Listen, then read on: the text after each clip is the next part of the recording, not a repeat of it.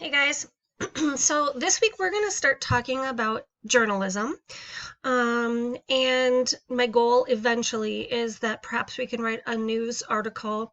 We may or may not get there by the end of the year, and that's fine. But I found when I was doing research that I think this topic about spotting false news reports is probably the most important thing we can all learn, myself included, because I think that our entire society is inundated with news reports that if we were to take 10 news articles that we find floating around the internet, over half of them probably are based on some falsehood or have bits of falseness in them. And because people don't read newspapers as much anymore, but they get their news in other ways, we really need to educate ourselves on how to be good consumers of that information, intelligent consumers of news, so that we don't spread misinformation. So that's going to be our topic for this week. So this was an experiment that was done by Stanford University, and almost 8,000 students were asked whether they could spot false news. Okay, and so they were shown this picture, or something similar to this, of some mutated daisies. And the article said that they were the result of a nuclear disaster in Fukushima in Japan. And there was no reference to who took the photograph or where it was from, and no indication of a date or a location or anything like that. And students didn't ask where it came from. They didn't worry about verifying it. They just accepted the fact that this nuclear disaster caused a mutation in the flowers. I did some research, and actually some botanists said that this is a perfectly normal mutation that happens quite often all around the world. It had nothing to do with this particular incident in Japan, and yet 80% of the students said, oh yeah, that has to be true. So we are very, very easily fooled by misinformation. I found this video on TED-Ed, which I think is amazing. It talks in circles because it's talking about circular reporting. Okay, so I want you to pay close attention to when they're talking about verifying news. Most reputable news sources will not publish an article or do a news report until they have two verifications. So for example, if I'm listening to some people talk on the street and I hear that there was a fire, I'm not going to run out and write the story about the fire. I'm going to call the fire department and I'm going to see if I can get verification. And I might call the police department and see if I can get verification. Okay. Now for news reports, a lot of times what they do is if I'm the New York Times, I might check, did the Chicago Tribune post this? Have they said it's verified? Or I'll check another newspaper or another news source that I trust. And if they see the same information in two places, then they think it's fair to print it or to publish that information. Okay? So what this is talking about is how that can be misinformed, how those news reports, even though they're double verifying, sometimes it doesn't matter. It's still not true news. So let's watch this.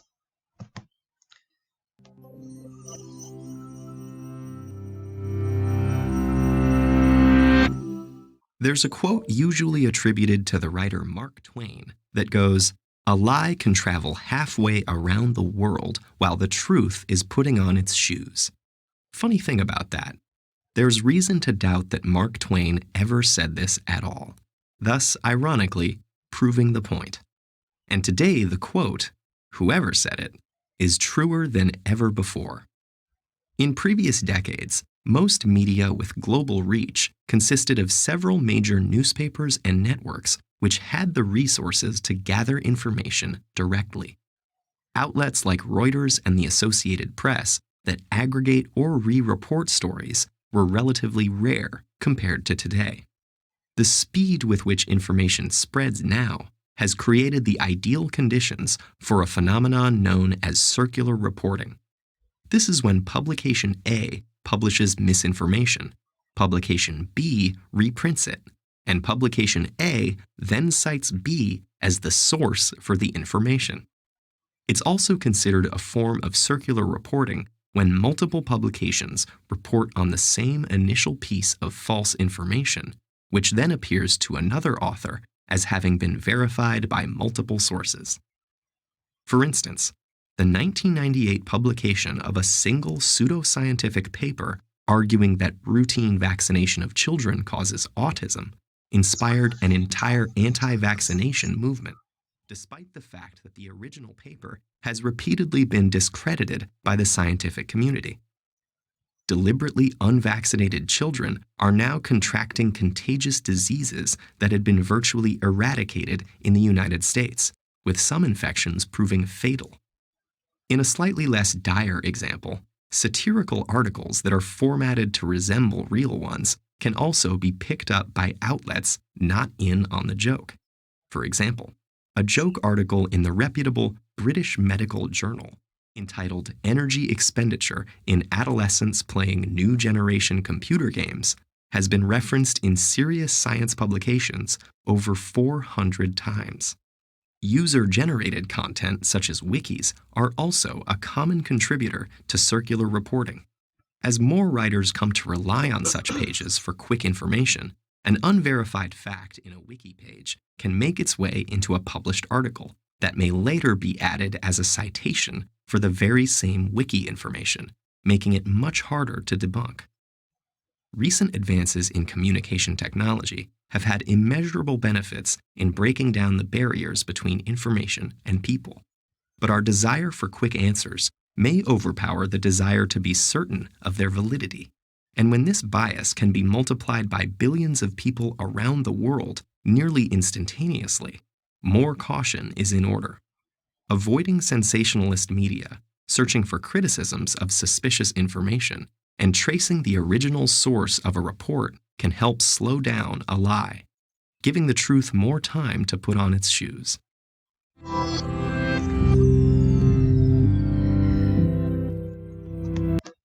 All right, so I found that very, very interesting because I never thought about it that way before.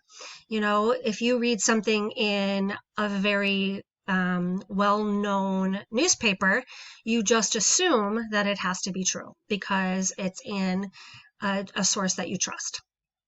But here it's talking about the fact that that medical report produced satire. Remember, satire is where you make fun of a situation and you write it from a comical viewpoint, but yet you're not writing it as if it's comedy. Satire is often put off as fact. As a matter of fact, not in a funny way, but War of the Worlds was kind of a satire. It was a radio play done by Wells. And people didn't realize it was satire, didn't realize it was false, and they were terrified that the aliens had landed. So this kind of idea of satire in a real publication then being cited as fact, these are things that I hadn't ever thought of before. And I also liked the part where it talked about when the guy held up the sign 2 + 2 = 5, when everybody jumps on the bandwagon and is all reporting that this is true because they all kind of reported it at the same time. Suddenly you have, when you go to research it, it looks like, oh gosh, it has to be true because look at all of these places that published the same information. So all of this makes us understanding what's real and what's not real a challenge, a great challenge. Okay, so that's what we're going to try to do this week, is try to figure out how can we find these false reports. This really makes it challenging, but we're going to try to break it down a little bit. Oops, sorry. Let's talk about some questions. Top question: what makes circular reporting circular? A, it has neither a beginning nor an end. B, sources become validated by themselves in a logical loop. Or C, it is uniformly consistent in its reporting. So pick an answer in your head.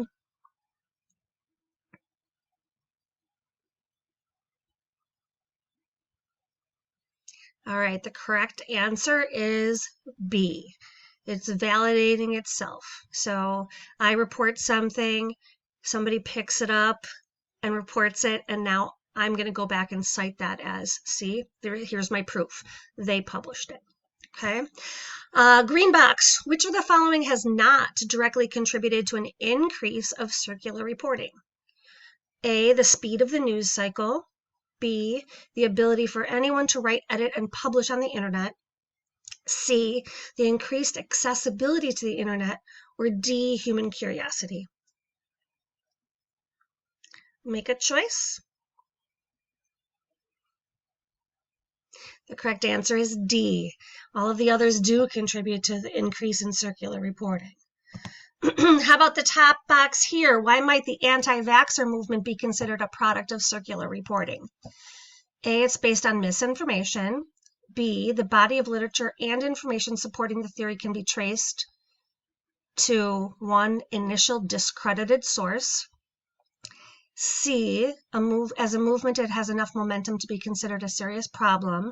Or D, because the media has reported on the anti-vaccine movement.